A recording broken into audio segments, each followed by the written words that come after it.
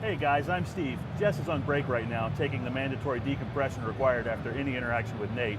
So I'll be your host for this segment of IGN at E3 2009 Live. Taking control of a Jedi with a lightsaber is one of the most coveted experiences in video games. In Star Wars The Old Republic, players from around the world will get a chance to create their own personal Jedis in BioWare Austin's ambitious new MMO. Richard and Gordon from BioWare Austin are here to show us what to expect from The Old Republic. Thanks for joining us, guys. Oh, no problem. Happy to be here, Steve. Yep. Tell us a little bit about what you're showing here at E3. Well, we're basically showing a part of the game that we call Flashpoint, and it goes through a whole sequence of getting on board a ship and having to take control of it. And you have decisions along the way that take different paths based on your choices as you go through the ship. So we're showing that choice matters in our game, and how story is done in our game is basically the theme of what we're showing at E3. And how hot our combat is. Yes, absolutely. Awesome. Now, BioWare's been known for developing stories in single-player RPGs where the player's actions have a real strong consequence in the story, but it hasn't really worked in MMOs. What solutions have you guys come up with to keep that in the MMO genre, but still give players choices? Well, I think we're just trying to make sure that our story that goes through the game actually does matter to the player's advancement.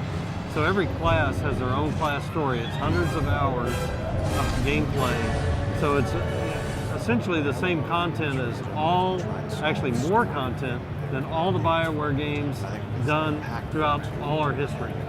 So this is a huge game.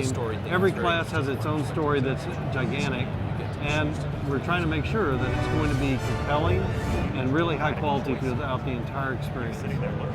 And one of the good things about what we're trying to do is, in an MMO, we're trying to make sure that our dialogue has really good meaning. It's tight. So it's very tightly focused dialogue. It's not rambling on or anything like that. You really get compelled. It's very interactive with our characters. And, people will enjoy it. And I think it's the biggest challenge that we face is making sure that people, want to go through our quests in our game and want to go through the story. Part of the advantage of partnering with LucasArts on this is that their experience and our experience, both with dialogue and story, is really coming together to really cast the right people for the roles. We have literally thousands of speaking roles, many hundreds of voice actors doing this work. And we want to make sure that every interaction like this is very compelling, has a deep degree of emotion involved with it. And BioWare's history of developing these type of games, we're using kind of our emotion engine, if you want to call it that way, or all our tools and everything to make this happen. It seems like it'd be easy to do that, not easy, but easier to do it in a single-player format.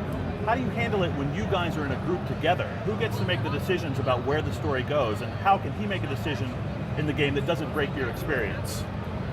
Multiplayer story. That's multiplayer story, and that's one of the things that we've been working on and iterating on. We're quite not there yet. We're still working through it because there are a lot of issues with that. Right. But we're making sure, first and foremost, that people are compelled to play their roles. So you go in a party, you have different roles in a party, and everyone kind of knows what they need to do.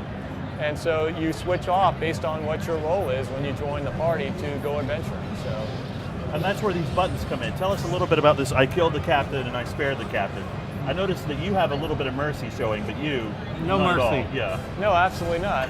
He's Darth Vogel. Yeah, there you go. No, basically, what we want to do is show choice matters, right? And in the sequence that we show at the show, you have a choice of either killing the captain or sparing the captain. And if you kill the captain, you actually see yourself going and killing the captain, and there are consequences for doing each one of them, and your adventure changes as you choose that. So we wanted to show that choice matters in our game, and that's how we did it. And we should say, it's not that just that choice matters right then, choice matters now for the rest of your experience.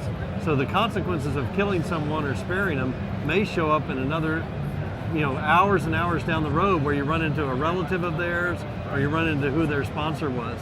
So everything they do, will have consequences. Right. Tell us a little bit about combat. That's something new you're showing at E3 too. Yeah, one of the things we want to do is very important is to make sure you really feel like you're in the Star Wars universe. So basically you feel like you're a Jedi with a lightsaber clashing each other and firing bolts everywhere. And so we wanted to make it very visceral, very action oriented. Awesome, thanks guys. What's next for you? What are we going to see next year at E3 with this game? Are you trying to say we're going to be here at E3 next year? That's what I'm asking. Okay. Well, what's next for us? We have many other elements of our Star Wars game that we will be bringing to the forefront over the coming months. I mean, when you think about Star Wars, there's a lot more elements than just combat and story. And we are working on all those, and as soon as they're ready, we're going to be putting them out for the fans to look at. Fantastic. Thanks, guys. Coming up next, we've got even more from LucasArts, so stick around. We'll be right back.